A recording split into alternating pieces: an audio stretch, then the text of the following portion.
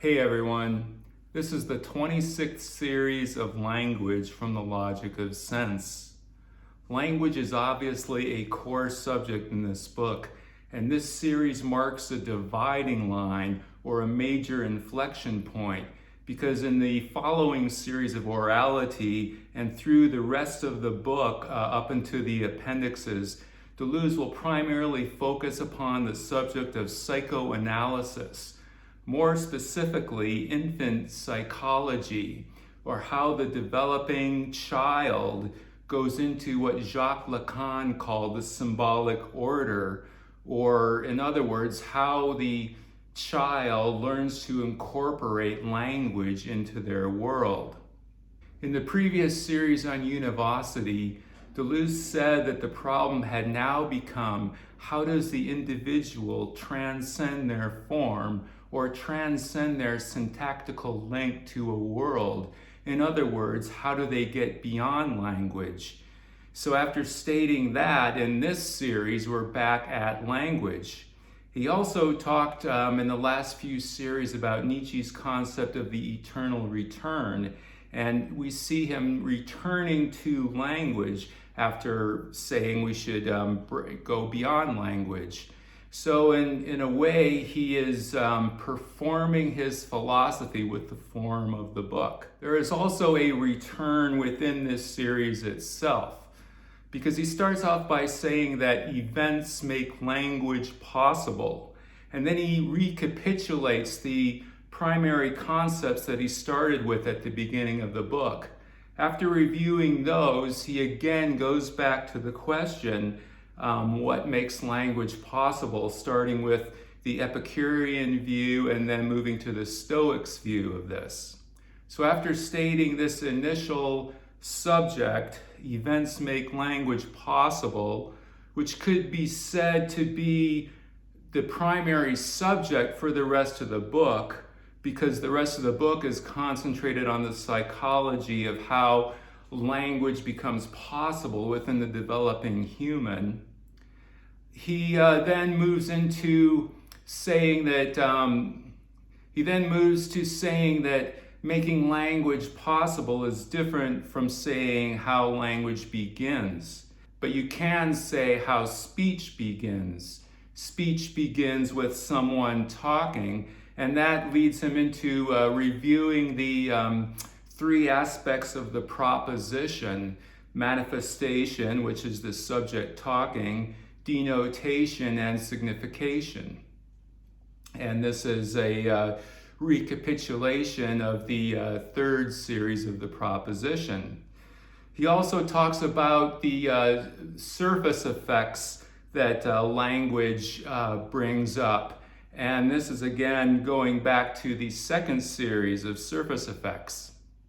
Language is made possible when we separate the sounds of words from the sounds of things or the sounds of actions and passions. In other words, the acoustical sounds that just naturally go on in the world. When we start having sounds with signification, we then have language. Language is these sounds organized into propositions that then have an expressive function. That expressive function, of course, is sense, or the event. And he uses event and sense interchangeably in this series, and even explicitly states that equivalence between the two. Without events or sense, all of these sounds would be noise. Events also allow us to make distinctions, and Deleuze gives the example, for instance, the distinction we make in the proposition between manifestation, denotation, and signification. Language is the attribute of bodies and their mixtures. This attribute is that which is expressible in a proposition, that is sense. And this sense is enveloped in a verb. The incorporeal event raises to the surface a double reference, the distinction between propositions and things, or in language between denotation and expressed meanings. Denotation being nouns, expressed meanings found in verbs. This line that the incorporeal event makes also articulates the two things that it separates. So it divides them, but it also connects them together. And we can see that this series of language is like this for the whole book, because it divides the previous series from that upon philosophy to the next series, which is about psychoanalysis. It divides and it articulates them on both sides, and it connects them. It's a connecting link. And then he begins to get paradoxical. He's saying that this line frontier converges divergent series without abolishing or negating the divergence. They don't converge directly with each other, but through what he calls the paradoxical element that is constantly circulating between the two. This paradoxical element allows the two divergent series to be in communication with each other. This decentered point or paradoxical element is also the quasi-cause to which surface effects are attached insofar as they differ from their bodily causes. So he says that language, the organization of language presents three figures. The first one being the metaphysical or transcendental surface. The second one being this line frontier, which articulates between propositions and things. And the third figure is this decentered circulating point, which always moves between the two series and allows the affirmation of divergence. So all of this is more or less a review of what he's already said, and then he returns to asking what makes language possible. He says that the Epicureans modeled language after atoms, which favored the use of nouns, whereas the Stoics modeled language after the conjugation of events, which favored verbs. Deleuze maintains that the whole of language gets formed by a two-way movement of linguistic action and reaction, which represents the circle of the proposition.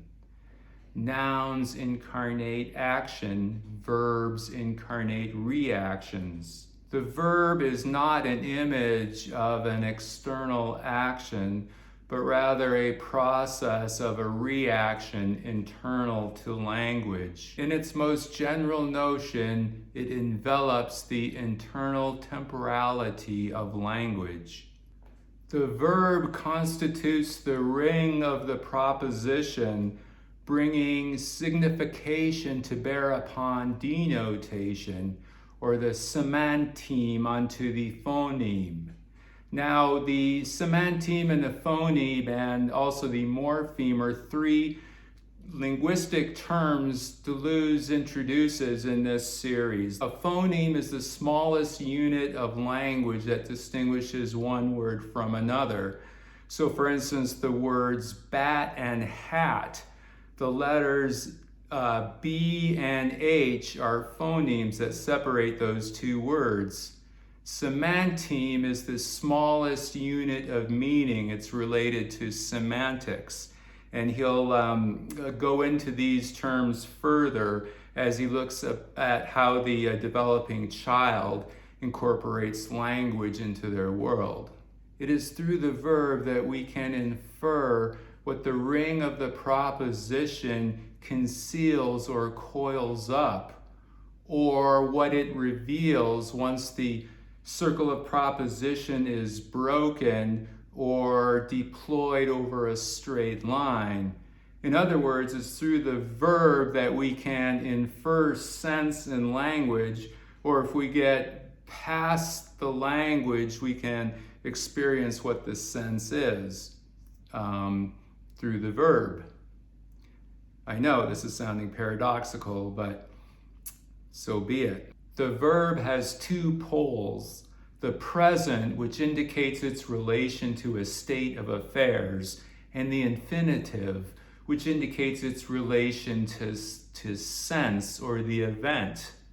The entire verb oscillates between these two poles, between the infinitive mood, which reveals the sense when the proposition is unwound, and the present time, which shows the state of affairs or denotation when the circle of the proposition is closed. The infinitive connects the interiority of language with the exteriority of being. Univocity is transmitted from being to language, from the exteriority of being to the interiority of language. For the esoteric side of this series, I just want to point out a very basic correspondence, which is that this is the 26th series of language, and both the English and French alphabets have 26 letters in their alphabets that make up their languages. And this very, very simple correspondence is often how writers who encode things Kabbalistically work. In other words, they'll present a very basic, simple correspondence to sort of show the reader to look in other directions apart from the straight literalness of the words. And with that, I'll see you next time for the 27th series of orality, and we'll jump into Deleuze's psychoanalytic world of the logic of sense. Take care.